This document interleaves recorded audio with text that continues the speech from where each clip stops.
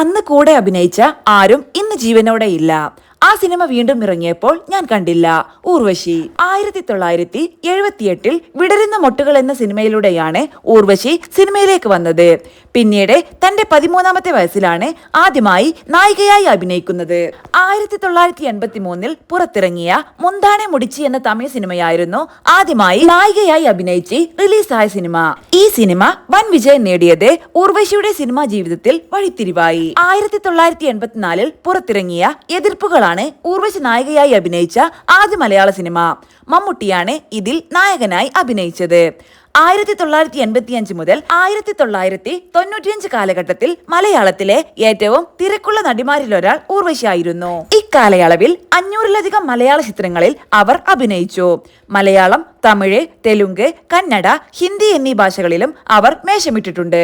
ഉത്സവമേളം, പിടക്കോഴി കൂവുന്ന നൂറ്റാണ്ട് എന്നീ സിനിമകൾക്കു വേണ്ടി ഊർവശി കഥയും എഴുതിയിട്ടുണ്ട്.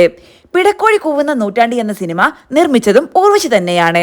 ഇപ്പോൾ മലയാളത്തിലെ മൺമറഞ്ഞുപോയ കലാകാരന്മാരെ കുറിച്ച് സംസാരിക്കുകയാണ് നടി ഊർവശി. സ്ഫടികം സിനിമ രണ്ടാമിതിറങ്ങിയപ്പോൾ താൻ കണ്ടിട്ടില്ലെന്നും അതിന് കാരണം കരമന ജനാർദ്ദനൻ നായർ, രാജൻ പി ദേവ്, തിലകൻ, KPS ലളിത, നെടുമുടി വേണു അങ്ങനെ ഒരുപറ്റം ആൾക്കാർ ഇല്ലെന്ന തോന്നൽ വരുമെന്നും ഊർവശി പറയുന്നു. ഇവരുടെ കൂടെ വർക്ക് ചെയ്തതൊക്കെ വലിയ സംഭവമാണെന്നും അവർ തങ്ങളുടെ കൂടെ ഉണ്ടാകുമെന്ന് പറഞ്ഞ് അമിത സ്വാതന്ത്ര്യം എടുത്ത് പോയോ എന്നും ആ വാല്യൂ താൻ അറിഞ്ഞില്ല എന്നൊക്കെയാണ് തോന്നുന്നതെന്നും ഊർവശി പറഞ്ഞു. അവരൊക്കെ തന്നെ കൊണ്ടു നടക്കുമായിരുന്നുവെന്നും ഊർവശി കൂട്ടിച്ചേർത്തു.